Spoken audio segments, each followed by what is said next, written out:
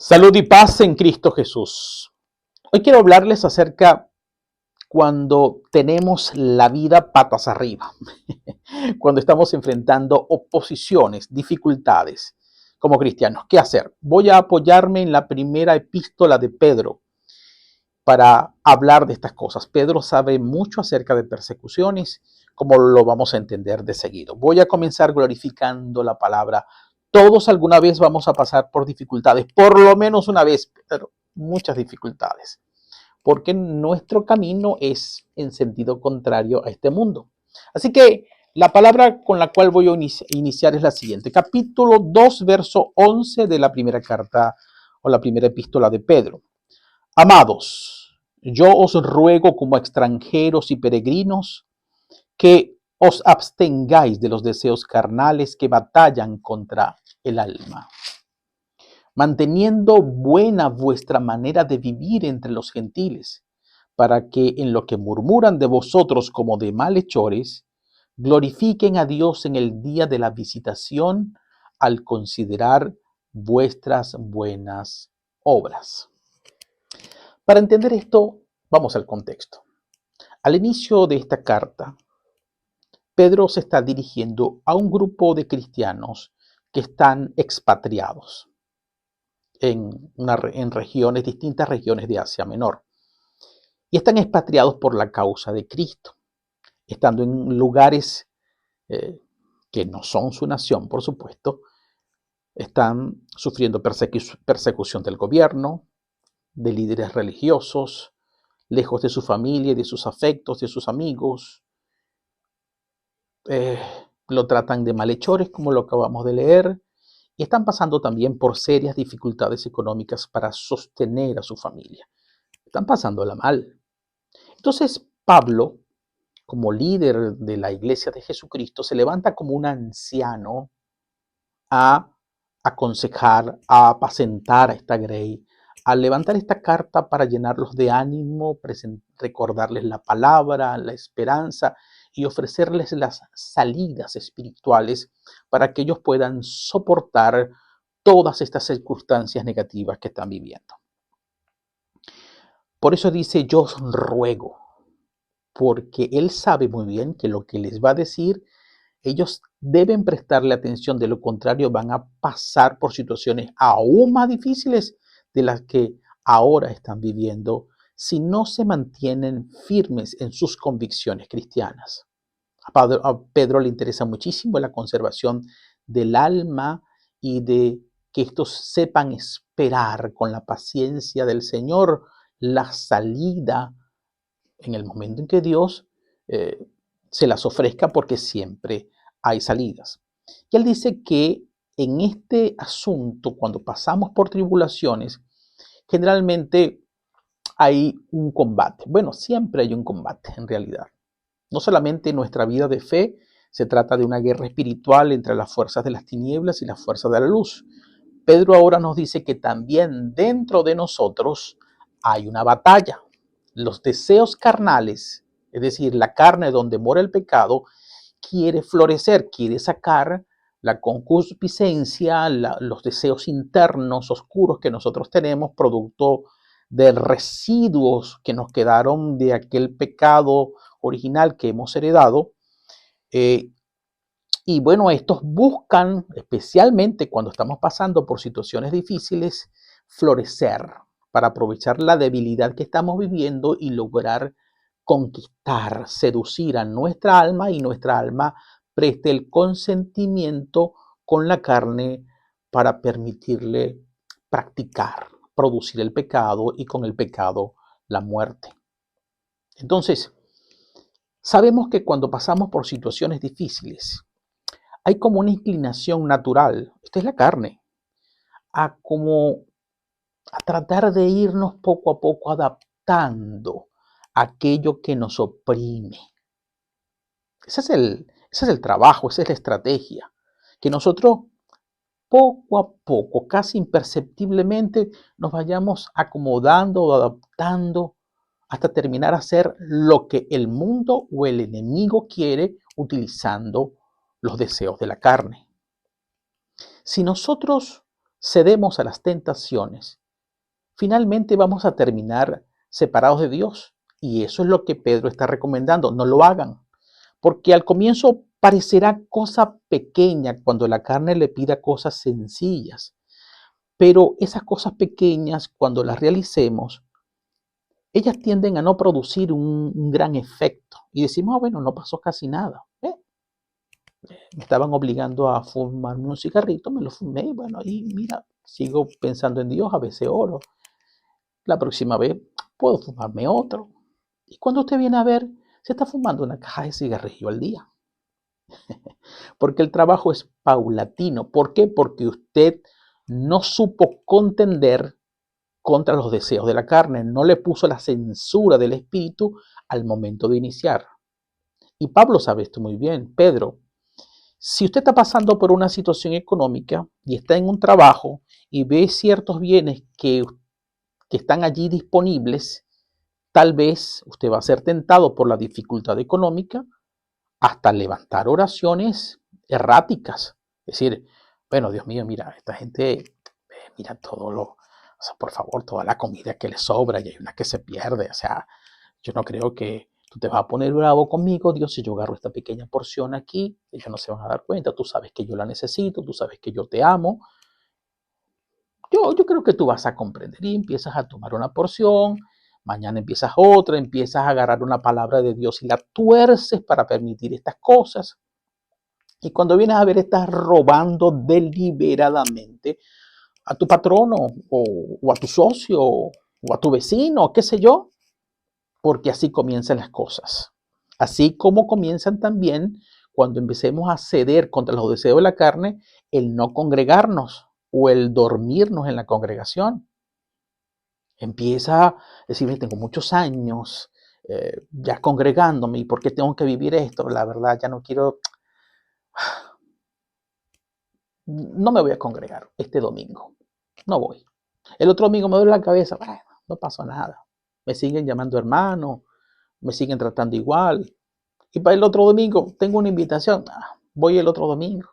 Y cuando usted viene a ver los deseos de la carne, de la incredulidad, del desánimo, de la flojera, de la vanidad, de las salidas ocasionales, bueno, va creando en usted un hábito que poco a poco se llega a convertir en una costumbre.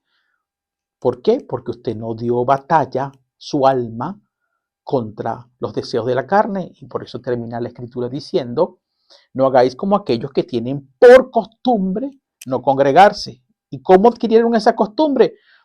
Comenzando de a poquito con un hábito a la que no le pusieron freno por no contender contra esos deseos de la carne. Y quiero decirles que así ocurre cuando pasamos por situaciones difíciles. Piense en lo siguiente. Aunque Pedro no lo dice de esta manera, se me revela a mí de esta manera. Usted cuando debe saber que los cristianos, los que hemos nacido de nuevo genuinamente, tenemos el Espíritu Santo. Si yo sé que tengo la misma presencia de Dios en mí, ¿cómo es posible que teniendo ya la palabra que debo contender contra los deseos de la carne, que quiere destruir mi alma, y ha venido el Espíritu Santo a contender, a ayudar a mi alma contra los deseos de la carne, ¿cómo es posible que yo me voy a dejar vencer con los deseos de la carne? La lascivia, el sexo, la flojera, el desánimo, el chisme, etc. Tantos deseos de la carne que hay. En el libro de Gálatas se registran 18 y más obras de la carne. Eso resulta ofensivo a la dignidad de Dios que está en nosotros, porque imagino yo que dirá Dios, pero qué barbaridad, yo he venido a ayudarlo a ser una persona diferente, a ayudarlo a combatir contra los deseos de la carne y él no quiere que yo le colabore porque él no colabora conmigo y se está dejando vencer. Entonces imagina que venga él y sepa que usted se está dejando vencer, lo triste que se pone, ofendiéndolo, como diciéndole, no me importa que tú estés en mí. Esto es gravísimo. Por eso Pedro les dice, les ruego, porque van a sufrir muchísimo. Pedro sufrió muchísimo y él sabía mucho de esto, porque Recuerden que Pedro era uno de los principales apóstoles y discípulos de Cristo. Aquí está haciendo mucho frío, así que estoy medio temblando. Y él estaba gozoso, lleno de ánimo, mientras Cristo estuvo con él, ejecutando el ministerio de Cristo. Pero cuando llegaron los tiempos difíciles, recuerden que Pedro, bueno, negó al Señor. De alguna forma lo traicionó. ¿Y por qué? Porque él cedió a los deseos de la carne. El miedo le ganó, la vergüenza le ganó, todas aquellas convicciones mintió. Pues dijo, no, Señor, yo nunca aunque me maten, yo te voy a estar contigo. Y se sintió terrible. Se sintió como un traidor, es decir, él cayó en desesperanza. Y esta desesperanza subió de nivel cuando su líder, su Señor, su maestro, muere. La desesperanza llegó al tope, a todo lo que da en Pedro. Y fue solo cuando Jesucristo al tercer día resucita y él puede testimoniar presencialmente, porque ve a su Señor resucitado, que recobre la esperanza. Por eso dice la Escritura en esta misma carta que nosotros tenemos una esperanza viva gracias al poder de la resurrección que sacó a Cristo de los muertos. Es decir, que usted no tiene un Señor que está muerto, sino que está vivo y está pendiente de ti. Es tu Señor, es tu cabeza. Pedro le dice, Pedro ahora lo entiende, porque ese mismo Señor, pues después comenzó con él, como sabemos, un proceso de liberación, de perdón, de restauración, para que Pedro continuara en su ministerio apostólico. Pero él entiende muy bien esto y nos dice, ustedes no tienen que pasar por esto. Ustedes tienen una esperanza viva, una piedra viva, que quiere que ustedes sean también una piedra viva y sean un sacerdocio santo para ofrecer sacrificios espirituales aceptables a Dios. Así que no están solos en esta batalla. Luego, también nos dice la palabra en muchas porciones, si enfrentas oposición, quiero recordarte que tú no eres de este mundo. Deja de enfocar tu mirada en las cosas de este mundo, en lo material, en lo que necesitas. Tu Padre tiene cuidado de ti. Más bien, haz tesoros en los cielos, de tal forma que cuando termine tu peregrinación en la carne, aquí en la tierra de los vivientes, pues participes de una eternidad que ya comenzó aquí cuando recibiste la vida eterna, pero en una condición diferente, más extensa a esta corta peregrinación en la carne que tenemos ahora. Invierte para eso. Si tú sabes que no eres de este mundo, sino que tienes una patria celestial, no te agobies, no te afanes tanto por las cosas de este mundo. También habla Pedro de la importancia, y nos lo da en el capítulo 4, de cómo enfrentar cuando pasamos los hermanos aflicciones. El verso 8 del capítulo 4 de esta misma carta, primera carta de Pedro, dice, y ante todo, escuchen muy bien esto, tened entre vosotros ferviente amor, porque el amor cubrirá multitud de pecados. Qué importante es, especialmente cuando estamos pasando por situaciones difíciles, pertenecer a un cuerpo, al cuerpo de Cristo. Estar unidos con los hermanos. No solamente congregacionalmente, congregarnos, quiero decir, sino habitando con los hermanos juntos en armonía, más allá de la congregación. Es decir, que usted tenga hermanos con quien contar, especialmente en las situaciones difíciles.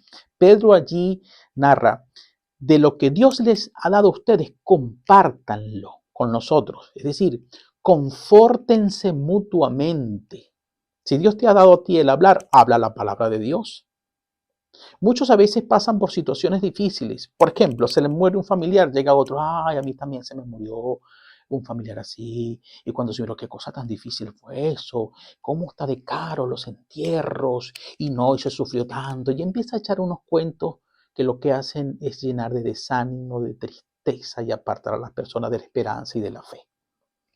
No, la palabra, si tienes el don de hablar, de enseñar, habla la palabra de Dios. Da consejos conforme a las escrituras. Deja de charlatanear hablando tonterías y sobre todo que no edifican. A los que ministran, ministren con poder. Hay un hermano afligido, necesita liberación, pues libérelo con el poder de Dios. Sanidad, ministre la sanidad con el poder de Dios. Alguien necesita hospedaje, hospédelo sin murmuraciones.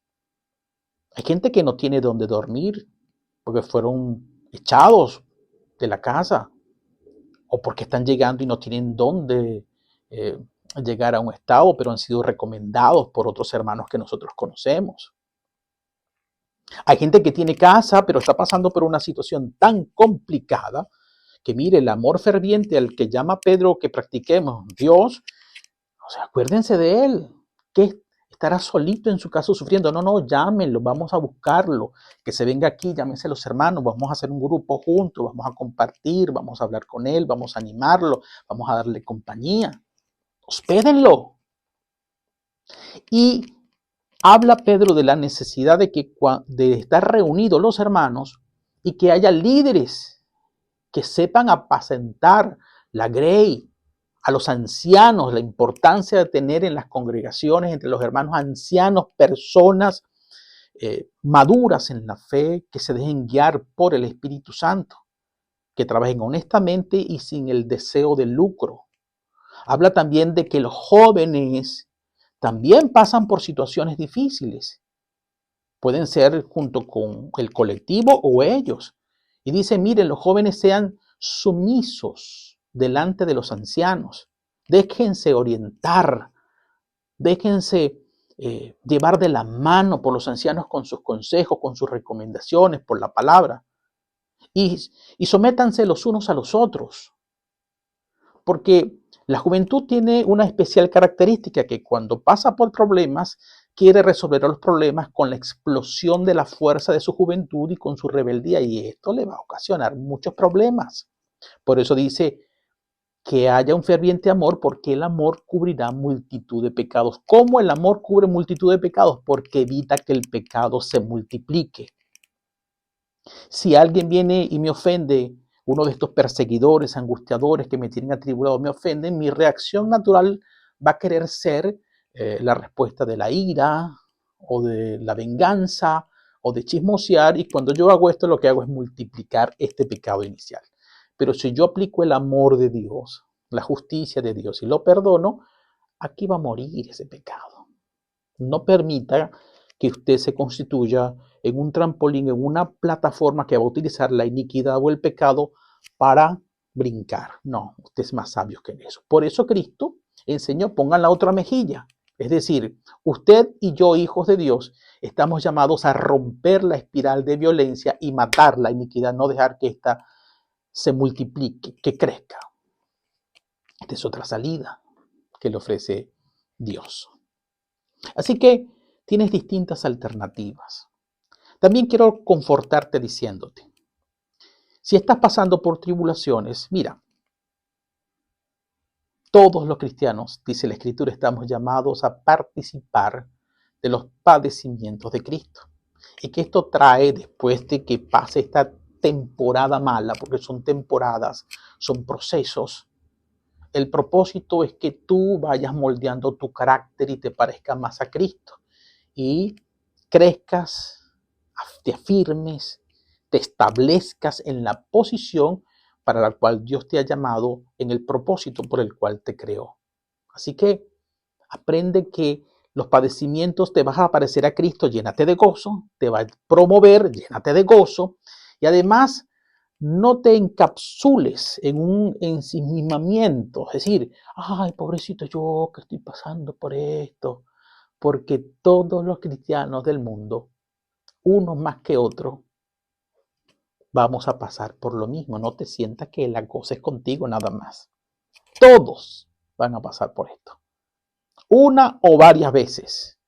Así que cuando te toque, te tocó a ti, sabiendo que hay otros hermanos como Cristo que vencieron todas las dificultades. Tú también las vas a vencer si te mueves en el amor, si no te dejas vencer, repito, por los deseos de la carne, si entiendes que tú no eres de este mundo, sino que vives en otra patria, que cuentas con hermanos, que cuentas con la piedra viva, que es Cristo, que tienes el Espíritu Santo, ¿qué te puedo decir?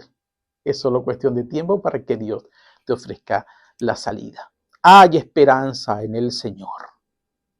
Bien, mis amados, ya saben, si Dios quiere, viviremos y nos seguiremos amando por la palabra de Dios.